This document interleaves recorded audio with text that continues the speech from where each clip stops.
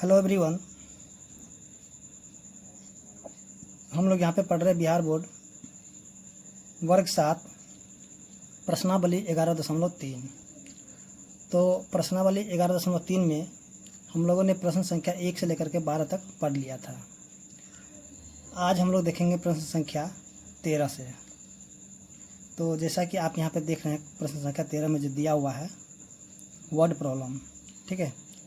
तो इसमें करना क्या होगा, सबसे पहले जो है हमें इसको जो है समीकरण के रूप में लिखना होगा, ठीक है।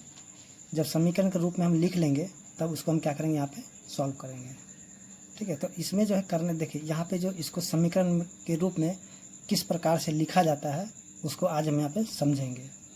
तो आप जो है इस क्वेश्चन को सबसे पहले अच्छी तरीके से पढ़ लीजिए, एक बार नहीं, दो बार नहीं, तीन बार, जितना अच्छी तरीके से पढ़ लीजिए। और पढ़ने के बाद जो है इसको क्या करिएगा, इसका जो गणितीय रूप है उसको लिखिएगा। तो आइए हम देखते हैं इसका जो प्रश्न संख्या 13 है।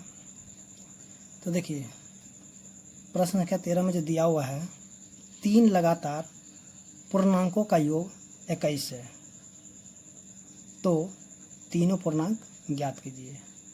यानी यहाँ पे जो है कह रहा है कि 3 तो पूर्णांक है, ठीक है। यानी कोई 3 नंबर है, कोई मान लेते हैं x है, y है, z है, ठीक है। इस तरीके से 3 पूर्णांक है और इनका जो योग कितना दे दिया, 21 के बराबर दे दिया है। तो यहाँ पे हमें बताना है कि तीनों पूर्णांक क्या होगा, ठीक है ना। तो चलिए यहाँ पे जो हमें तो मालूम नहीं है कि पूर्णांक कौन सा है, तो यहाँ पे हम लिखेंगे प्रश्न संख्या 13। यहाँ पे लिखेंगे माना कि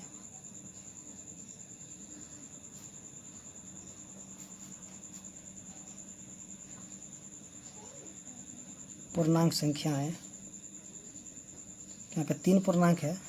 पहले माना कि पूर्णांक संख्याएं, पहला आ जाएगा x, फिर दूसरा जो x प्लस में 1, फिर तीसरा आ जाएगा x प्लस में 2, ठीक है। यानी कि अब हम लिखेंगे माना कि पूर्णांक संख्याएं, एक पहला क्या आ जाएगा x हो जाएगा, फिर दूसरा आ जाएगा x प्लस 1 और तीसरा क्या हो जाएगा x प्लस में 2। यानी कि जब पहला पूर्णांक संख्या अगर उसको हम x मान लेते हैं तो अगला क्या हो जाएगा, उसमें अगर 1 जोड़ दें तो अगली उसका पूर्णांक संख्या मिलेगा। फिर उसी में अगर हम 2 जोड़ देते हैं x में तो फिर क्या उसके अगली संख्या मिल जाएगा, ठीक है। उसके बाद अब यहाँ पे हम लिखेंगे प्रश्नानुसार या फिर अकॉर्डिंग टू क्वेश्चन।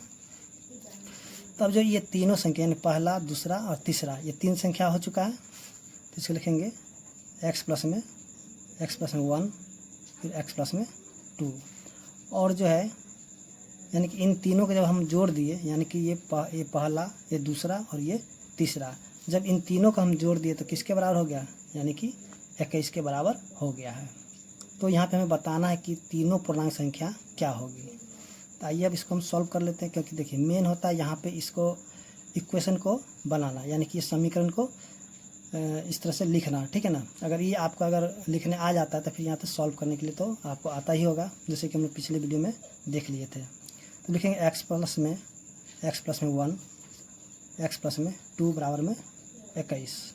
देखिए जितना भी x है सबको एक जगह कर लेते हैं। यहाँ पे कितना, देखिए x है, x है, x है, यानी कितना x है, 3x है। तो लिखिए 3x, फिर प्लस में फिर 1 है, यहाँ पे 2 है, तो कितना हो जाएगा 3, और बराबर कितना हो गया 21। यानी कि अब जो हम क्या करेंगे, देखें 3x बराबर में 21, और यहाँ पे देखिए प्लस 3 है तो दूसरी तरफ जाके क्या हो जाएगा, माइनस में 3, ठीक है ना। तो यहाँ पर जाएगा 3x बराबर में 21 में से जब हम 3 को घटा दें तो जाएगा 18, ठीक है ना।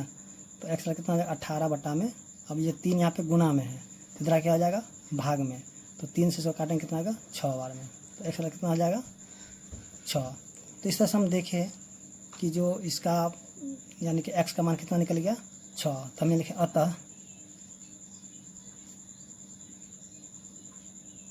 पूर्णांक संख्याएं, यहाँ पे जो ऊपर में लिखे थे माना की, तो यहाँ पे अतः पूर्णांक संख्याएं।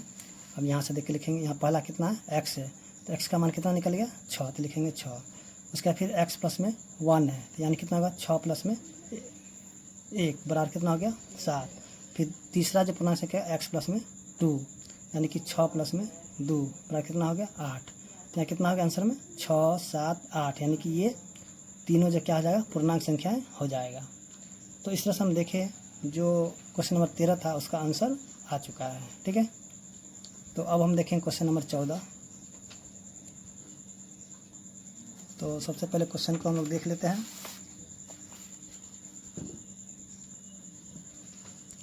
तो यहाँ पे दिया हुआ है कि 3 क्रम में आने वाली विषम संख्याओं का योग 39 है। ठीक है, यानी कि 3 क्रम में आने वाली विषम संख्याओं का योग कितना है 39 है। तो वे संख्याएं ज्ञात कीजिए। तो यहाँ पे जो हम लोग जानते हैं कि विषम संख्या क्या होता है, जो कि 2 से भाग नहीं लगे। ठीक है, तो उसको क्या कहते हैं विषम संख्या। तो यहाँ पे 3 तो विषम संख्या है जिनको कि जोड़ दिया तो कितना आ गया 39 है। ठीक है, तो बोलता है कि वो संख्याएं क्या होगा। तो हमें तो पता नहीं है, तो हम इसको क्या करेंगे लिखेंगे। देखिए यहाँ जो है, चलिए यहाँ पे हम लिख लेते पहले, माना कि 3 विषम संख्याएं, 3 विषम संख्याएं। तो यहाँ पे जो है पहला को हम मान लेते हैं x।